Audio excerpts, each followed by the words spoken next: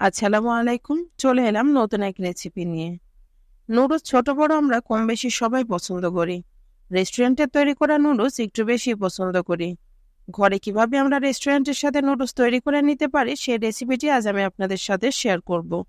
খুব সহজভাবে আপনাদের সাথে শেয়ার করেছি, আশা করি ভালো লাগবে। ভালো লাগলে সাবস্ক্রাইব করে বেল বাটনটি প্রেস করে রাখবেন।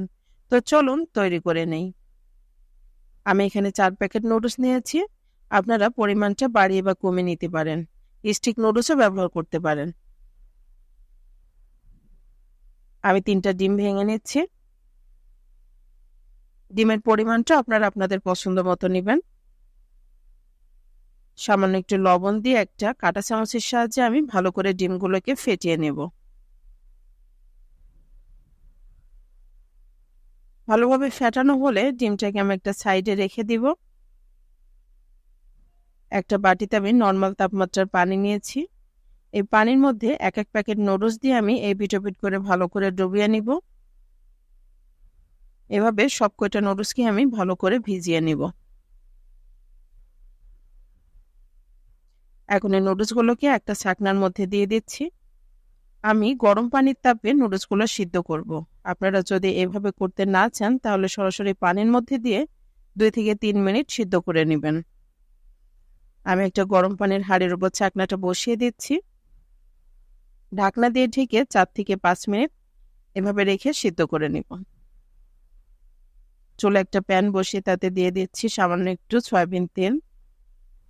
ডিমটা ঢেলে দিচ্ছি।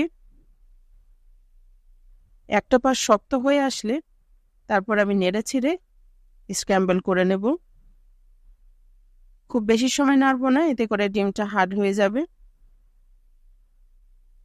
আমি এখন ডিমগুলোকে উঠিয়ে নিচ্ছি।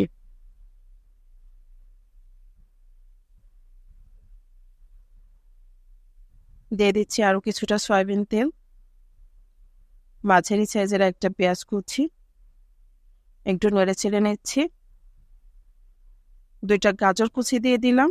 সবজি আপনারা আপনাদের পছন্দ মতো দেবেন। একটু নেড়ে ছেড়ে দিয়ে দিচ্ছি একটা টমেটো কুচি, 2টা কাঁচামরিচ কুচি। মরিচ আপনারা আপনাদের স্বাদ বুঝে দেবেন। একটু নেড়ে ছেড়ে নুডলসের যে মশলা সেখান থেকে আমি 2 প্যাকেট মশলা দিয়ে দিচ্ছি, বাকি 2 প্যাকেট শেষে ব্যবহার করব। এখন দিয়ে দিচ্ছি 1 টেবিল চামচ সয়া সস, 1.5 টেবিল চামচ ওয়েস্টার সস, 2 টেবিল চামচ টমেটো সস। অবশ্যই চেষ্টা করবেন এই 3 প্রকার সসই ব্যবহার করার। রেস্টুরেন্টের নুডলসে এতটা টেস্ট হয় এই 3 প্রকার সস ব্যবহার করার কারণে হয়ে থাকে। এখন আমি নুডলসটা ঢেলে দিচ্ছি। ওয়েস্টার সস কেনার জন্য আপনাদের যে শুধু সুপার শপে যেতে হবে এমনটা নয়, বড় কোনো মুদির দোকানে আপনারা পেয়ে যাবেন, আর দামটাও হাতের নাগালে।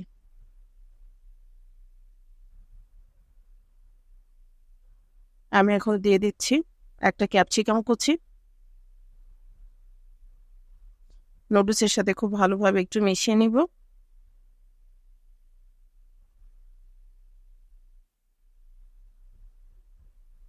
ডিমগুলো দিয়ে দিলাম। ডিমটাকে ভালোভাবে একটু মিশিয়ে নিব। যে 2 প্যাকেট মশলা রেখেছিলাম সেই 2 প্যাকেট মশলা দিয়ে দিচ্ছি। সর্বশেষ আরেকবার একটু নেড়ে ছেড়ে চুলার জালটা বন্ধ করে আমি পরিবেশন করব।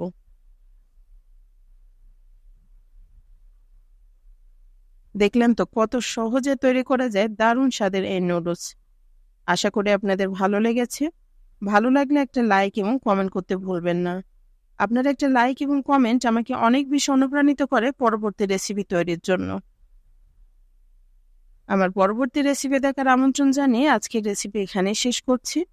অনেক অনেক ভালো থাকবেন সবাই। ধন্যবাদ।